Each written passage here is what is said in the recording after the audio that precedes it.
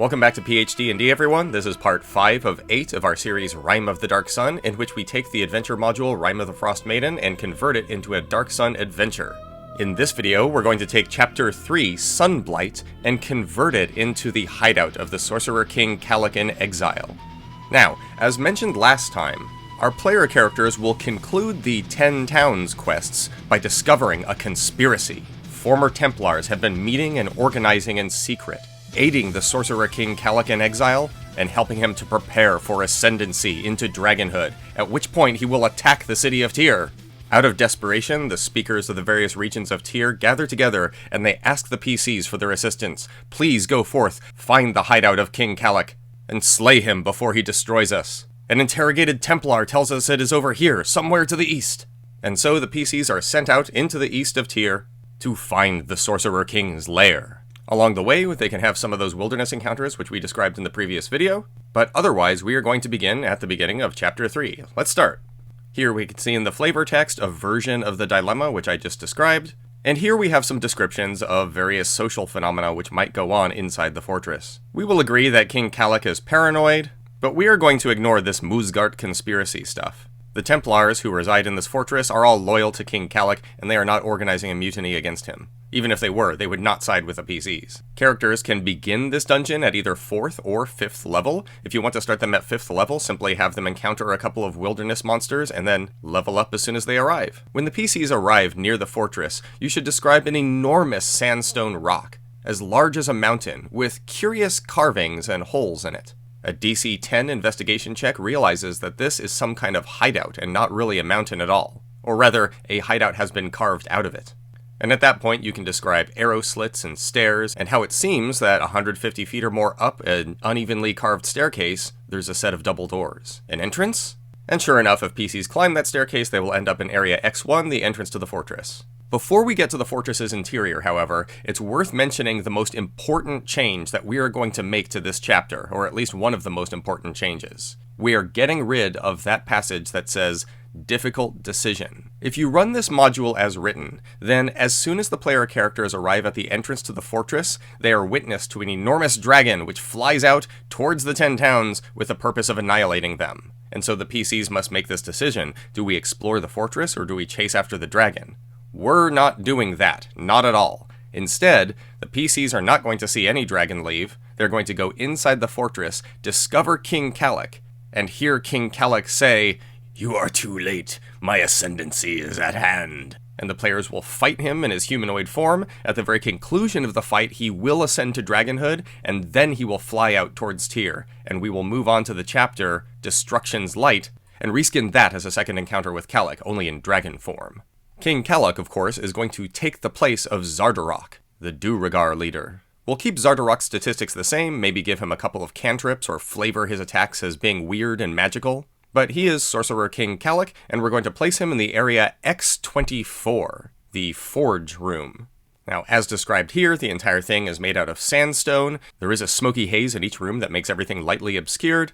And it's true that, due to their proximity to the Sorcerer King, the Templars are endowed with dark vision. Areas X1, X2, and X3 are going to remain unchanged. X4 will remain unchanged as well, except for we will make sure that the dragon figurine is meant to represent King Kalak himself, and this can be discovered with a DC 12 history check. Everything in X5 is the same, except for amongst the treasure I would remove the beard comb, and likewise area X6 is the same too. X7 is the same, X8 is the same, except we are definitely going to change the character of Grandalfa Moosgart. We can keep her name Moosgart, that's sufficiently weird and Dark Sun-ish, but we are going to say that she is King Kalak's concubine. She has witnessed many former nobles from the city of Tyr sneak over here and join the ranks of the Templars. She has witnessed other nobles who are aligned with Kalak show up here just to worship him. When she sees the PCs, therefore, she will immediately assume that they have shown up in order to pay tribute to Kalak and worship him, not as intruders. She will, of course, raise the alarm if she senses hostility, and if an alarm has already been raised, she will act appropriately. Furthermore, in the place of her dragon construct, we will say that she has a gazer, one of those mini beholders. If you don't have the statistics for a gazer, just use the statistics for a pseudo-dragon, but describe it as being a floating fleshy orb festooned with eye stalks, and a wide mouth with sharp teeth. Kalak created this thing using magic and gave it to Muzgard as a gift. Again, of course, we are describing all these characters as human. These are all human Templars and human worshippers of Kalak, and the players can dine with Muzgard here just as they were able to in the original module. Areas X9, X10, X11, and X12 are all the same.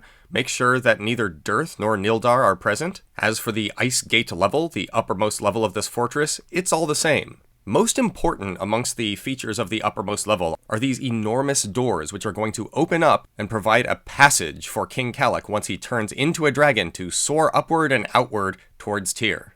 Moving on to the Forge level, X16 is the same. We've got 4 Duergar as well as an Umber Hulk.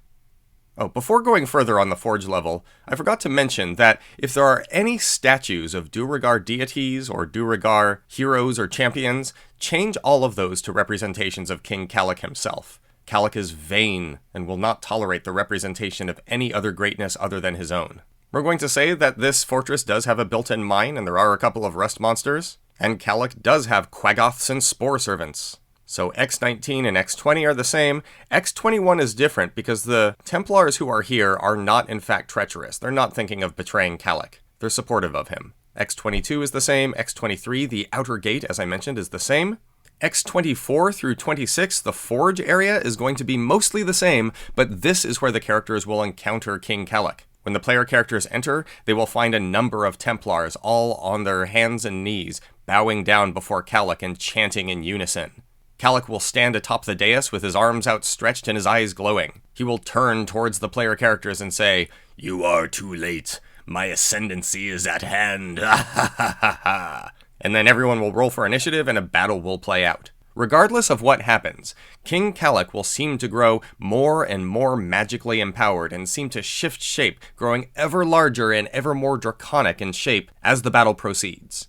At the same time, a golden light will stream down from the top of the fortress through those gates, appearing to connect to Kalak and channel him. This golden light is in fact the life force of people from the city of Tyr, which he is conjuring from afar, siphoning with his defiler magic. Those who stand next to him immediately hear the sounds of thousands of screams imbued with that golden light. And, as a reaction to being reduced to 0 hit points, or lower, there will be a flash of light. Everyone who is within 10 feet of Kalak will be knocked prone, and Kalak will be replaced with his dragon form, a form which shares the exact statistics of the Shardalen dragon, and he will immediately fly upward out of the fortress, and that will be the time to move to the next chapter, Destruction's Light. X27 and X28 are the same. X29 is the same, except for, as I mentioned, there are no idols to Deep Dura or to any other deity. All the idols are to Kalak. X30 is the same. X31, as I mentioned in a previous video, is going to be reskinned. Instead of being a barbed devil in disguise, Klondorn is going to be a psionic warrior, a Templar of special training who uses psionic powers to increase the force of his attacks. Keep the statistics for a barbed devil, but just describe it as a particularly potent psionic Templar. The tablets are not written in Infernal, but they are written in tribute to how great Kalak is going to be upon his ascendancy. X32 is the same, X33 is the same, except for we are going to change the mushroom brew into wine. X34 is the same. We will allow for one of the former heads of the Templars to be tortured here because Kalak was so paranoid. X35 is the same. X36 is the same, and X37 is the same, and that's the chapter. As mentioned before, this chapter and this dungeon has a scripted ending, assuming the player characters survive. The player characters will find Kalak, confront him, defeat him in battle, and that defeat will trigger his ascendancy, and he will escape in the form of a dragon to attack Tyr.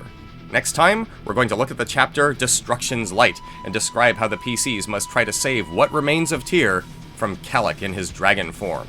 As they fight off Kalak, they will have to deal with panicked mobs, ghastly undead, the fallout from Kalak's ritual, and worse. So stay tuned for that. If you enjoyed this video and you want to be notified about when I put the next one up, don't forget to hit the bell icon and you'll receive those notifications. Also click like and subscribe, and thanks very much for watching. I'll see you soon.